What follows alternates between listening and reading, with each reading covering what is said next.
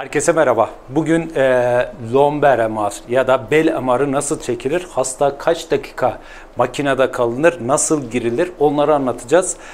Öncelikli olarak hem ilaçlı hem ilaçsız bel MR'ını Emir'e çekeceğiz. Emir'in böyle bir çekimi vardı. İlk önce MR'a nasıl kimler giremez? Kalp pili olanlar giremez, cep telefonu olan, saat, banka kartı, silah, kesici alet, sedye ve tekerlekli sandalyeler giremez. Saat var mı? İlk önce saat yok. Kemer var mı? Evet, kemer var. Üstünde cep telefonu ve metalleri. Şimdi Emir'i soyunma kabinine götürüp hazırlayacağız ve sonra ilaçlı çekim için de koluna iğneyi takacağız. Kanalın devamı için abone olmayı, eğer videoyu beğendiyseniz beğen tuşuna basmayı, bununla beraber eğer MR'a girmişseniz, bununla ilgili bir deneyiminiz varsa bizimle paylaşın. Yorum kısmına yazın bunlara lütfen. Diğer insanlar da bu yorumlarınızı daha çok kişiye ulaştıralım. Deneyimlerinizi paylaşın. Bir de bizden çekmemizi istediğiniz videolar varsa onları da yine yorum kısmına yazın. Biz de o yorumlarla beraber yol almaya devam edeceğiz. Yeni videoları bu şekilde çekmeye devam edeceğiz.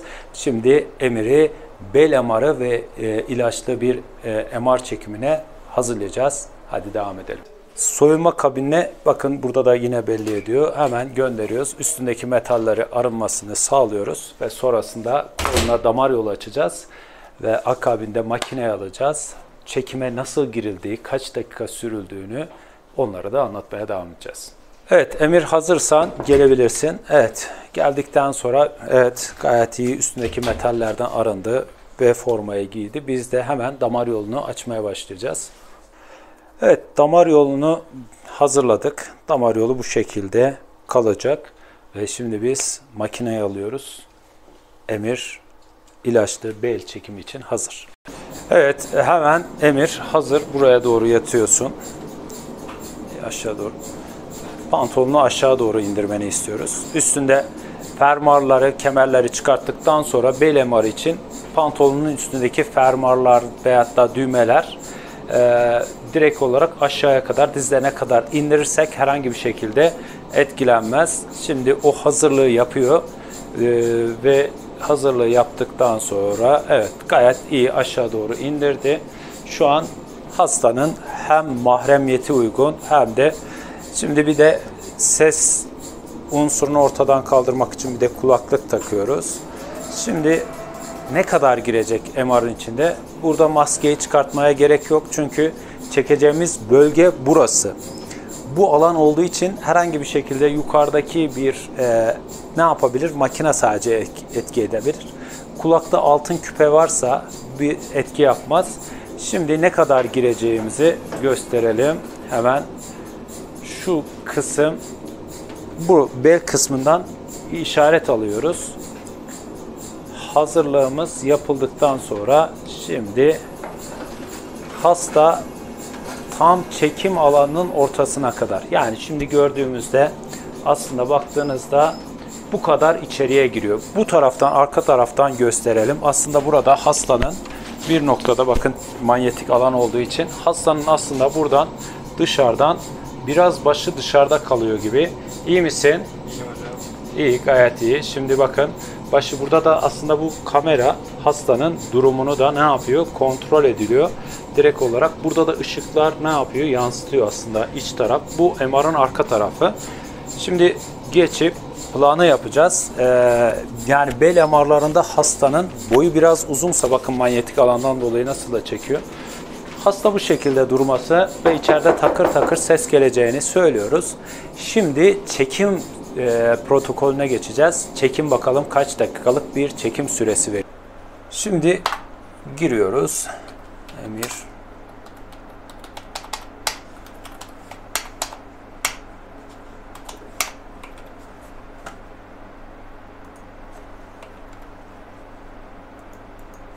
Yaş fazla girdik.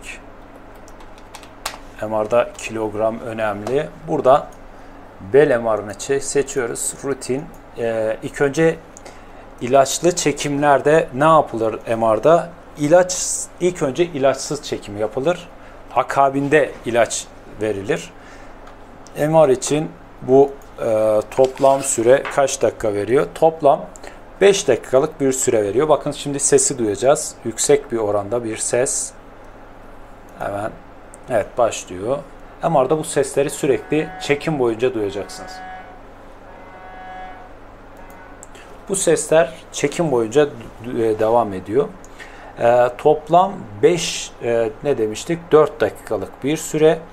Bununla beraber 4 dakika süreden sonra işte ilacımızı ne yapacağız? Çekeceğiz. İşte kontrast maddeyi ne yapıyoruz? Şöyle enjektöre çekiyoruz ve enjektörü çektikten sonra ilaçsız çekimler bittikten sonra hastaya çekimden sonra, bakın buraya çok önemli. Birçok hasta işte ben çekimdeyken bana ilaç verilmedi diyor ama hasta genelde hiç yerinden çıkartılmıyor. İlaç bittikten sonra 1.4 saniyelik bir sagital görüntü, bir de aksiyal görüntüler alınıyor. Bazen bunlar 3 planda oluyor. Bunu 3 ile çarptığımızda 3,5-4 dakikalık bir süre. 5 dakikaydı ortalama yatırılma şeyiyle beraber çekim süresi. 7-8 dakika süre içinde ne yapılıyor? İlaçlı bel MR'ı. Şimdi hastanın ilaçsızları bittikten sonra bir de işte gelen görüntülere bakalım. Bakın işte şimdi gelen görüntülere baktığımız zaman bel normal görüntülerine bakalım. Hemen buradan şu görüntüleri alalım. T1. Evet. Biraz bakalım. Bunlar ilaçlı T1'ler. Fetset. Yağ baskılı.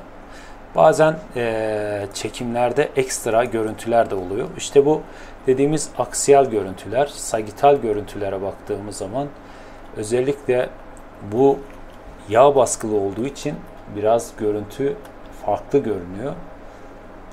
Bu da torakal görüntüler. Ne yapıyor? Özellikle bu kanalı, belde geçen kanalın fıtığı var mı yok mu gözleniyor. Şimdi ilacı vermek için hastanın yanına geçeceğiz ve ilacımızı hastanın damar yolundan vereceğiz. İşte 5 dakikalık bir süreden sonra şimdi ilacı verip şimdi hastanın iç tarafta olduğu için, çok uzak olduğu için ulaşma durumu söz konusu değil. Bunun için hastayı biraz çıkartıyoruz. Çıkarttıktan sonra buradan damar yolundan hemen ilacımızı ne yapıyoruz? Hastaya buradan ilacımızı bu şekilde verdikten sonra, iyi misin? İyiyim hocam. İyiymiş, gayet iyi durumu. İlacımızı verdikten sonra damar yolumuzu ne yapıyoruz? Kapatıyoruz. Ve sonrasında tekrar hastayı olduğu yere, merkeze tekrar gönderiyoruz. Yani burada çekimin sonrasında ilaç veriliyor. 3,5 dakika daha ekstra yapacağız. Şimdi onları alacağız ve ilaç hakkında biraz bilgiler aktarayım bu konuda. İlaç nasıl, onları aktarayım. İlacı verdikten sonra tekrar yine T1 sekansını atıyoruz. Hem sagital hem aksiyal. Bunlar teknik konular. Yani bu çekimle alakalı bir teknik konu ama 3 sekans atılıyor genelde, işte 1,5 dakikalık söyleyelim ortalama. Bazen bunlara bazı işte yağları baskılayan, bazen suları baskılayan sekanslar da oluyor. İşte Fetset, Watercept'ler oluyor. O noktalarda o zaman bu süre biraz daha uzuyor. Verilen ilaçlar ne yapıyor? Özellikle oradaki ayırıcı etkeni sağlıyor. Bir kitle varsa kitlenin görünmesini ve tutulmasını sağlıyor. Veyahut da ameliyat olan hastalarda orada bir apse oluşmuş mu, apsenin boyutunun, apse tutuyor mu, tutmuyor mu, onları sağlıyor. İlaçlar, genelde bütün ilaçlar gibi bu ilaçlar da alerjik özellikleri bulunan, bütün prospektüslerde de öyle yazılıyor. Biraz onu telaffuz edemedim ama ilacın iç etken yapısında prospektüste onu anlatılıyor. Bu sefer daha iyi söyledim değil mi Samet? Evet, bu sefer daha iyi söyledim. Olsun. Sonuç itibariyle bazı yabancı kelimeleri telaffuzda bazen sıkıntı yaşıyorum. Ama seviyorum bazen. Yani o İngilizce telaffuzları çok sevmiyorum. Geldiğimizde ilaçların osmolarite etkisi çok önemli.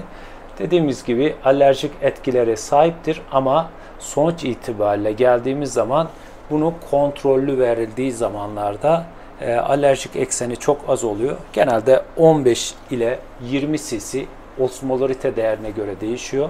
Endişe edilecek bir şey yok. Hastamızın çekimi bittikten sonra hastayı çıkartıyoruz. Damar yolunu açıp gönderiyoruz.